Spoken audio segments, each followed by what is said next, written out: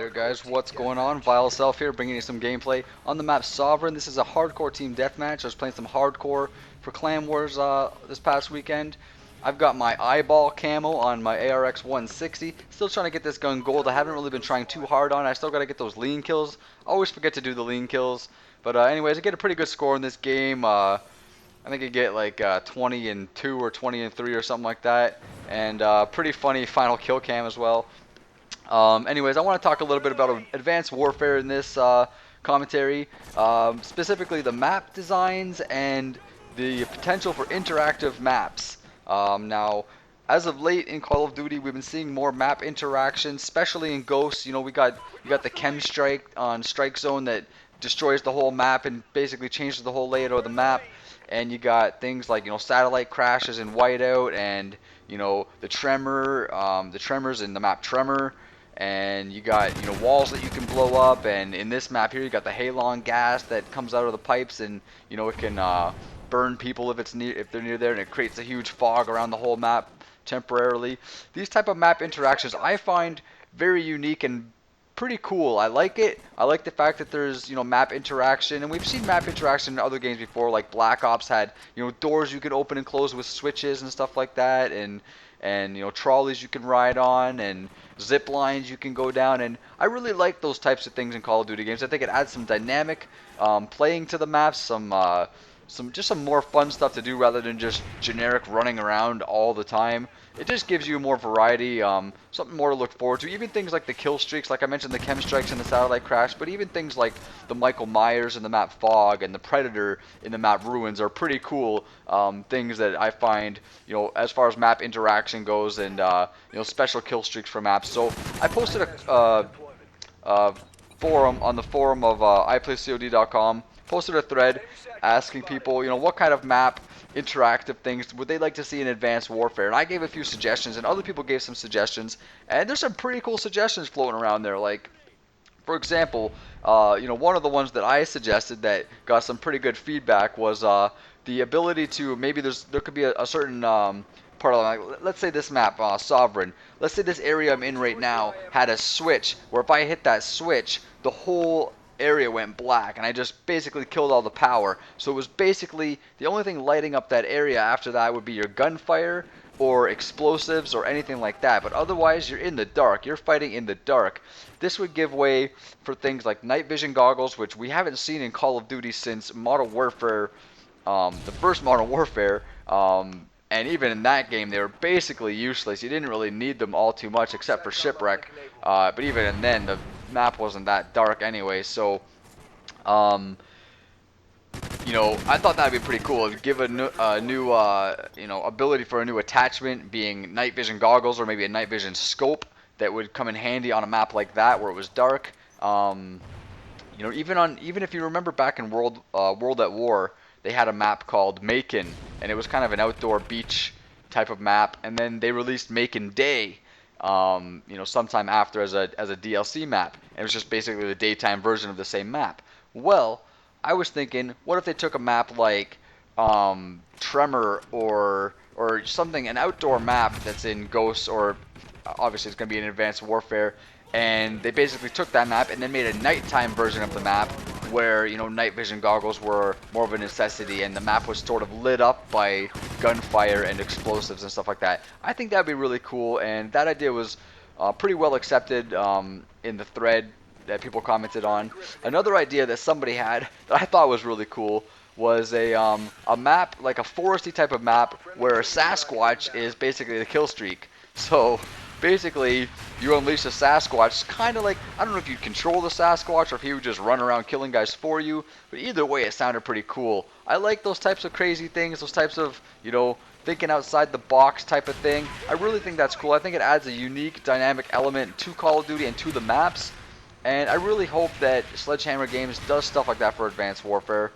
I really want to see some good map interaction. Another great suggestion that I saw was, a snowy map where if you cause an explosion in a certain area, it would cause an avalanche, and the avalanche would come down and kill anybody that was in the way. Stuff like that. Even smaller things like the ability to maybe blow up a fire hydrant and have water spray up and maybe provide some cover so you can run by to a flag or to a bomb site.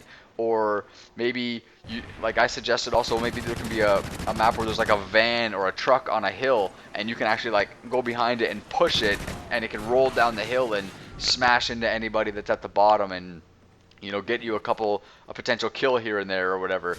Just like those types of hazards and those types of interactive things in the map, I think are crucial to increasing the overall experience of multiplayer, rather than just basically running around and firing your gun. I think it would help a lot if we had these map interactions and these things that stand out and make each map unique.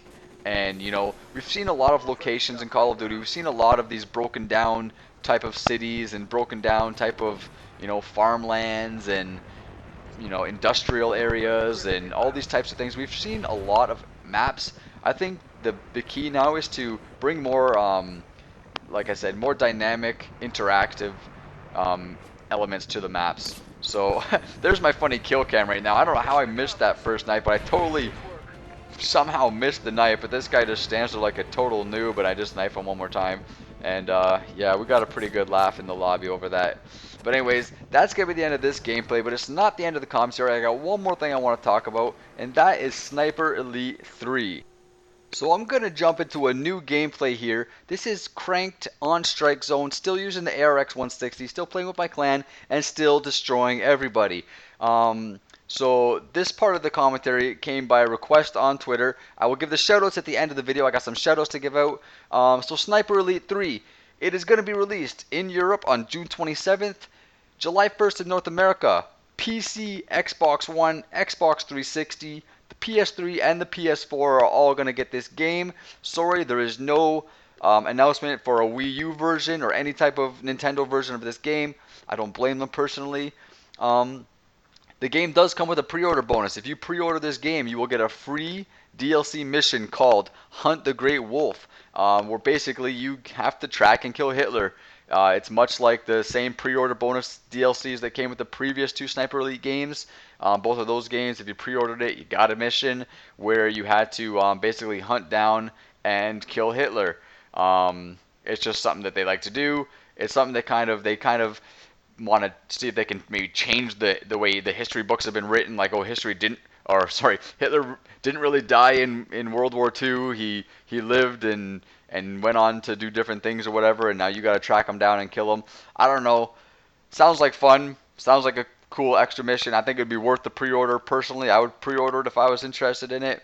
But anyways, aside from that, the game still takes place in World War II, but instead of your typical, like, even North American or German or Russian or Italian areas to fight in, this game actually takes place in North Africa, which is pretty unique. We've seen war games take place in Africa before, like Modern Warfare 2, for example, has some parts in Africa, but it takes place in a unique exotic terrain, and the environment is expansive and open, and it's randomized. All the targets are randomized. They're never in the same place again.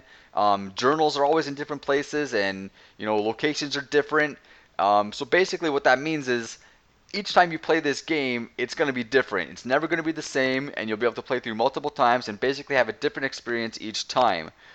Fans of Sniper Elite 3 or fans of Sniper Elite, the series alone, will be glad to know that the slow motion X-ray kill cams are definitely making a return, and they're going to be in more gruesome and explosive ways than ever before.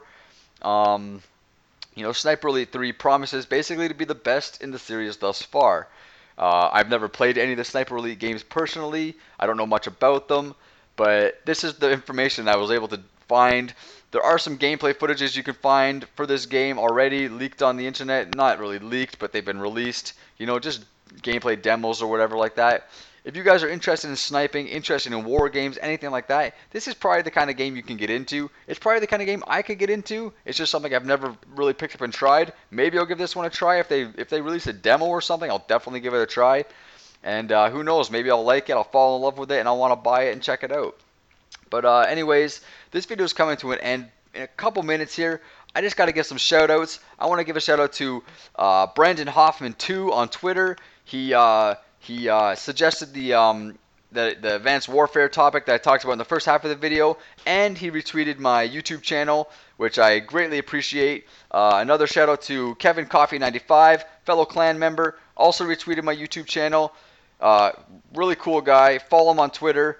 Another cool guy, clan member as well. Follow at Trevor Flory. Really cool guys. You guys want to follow all these guys. And last but not least, the guy who requested the Sniper Elite 3 topic was at Macy _4 _AVFC. I have no idea what it means, but follow him on Twitter. Real cool guy. Cool to chat with. A gamer just like me. You won't be disappointed. Thank you. Follow me on Twitter as well, at VileSelf. Thank you guys for watching. Leave a comment below. Tell me what you guys think about Advanced Warfare maps and what you would like to see in those maps. If you'd like map interaction, or if you'd rather to see, the old plain Jane maps where you just kind of run around and shoot and nothing really to do other than typical shooting and firing rockets around.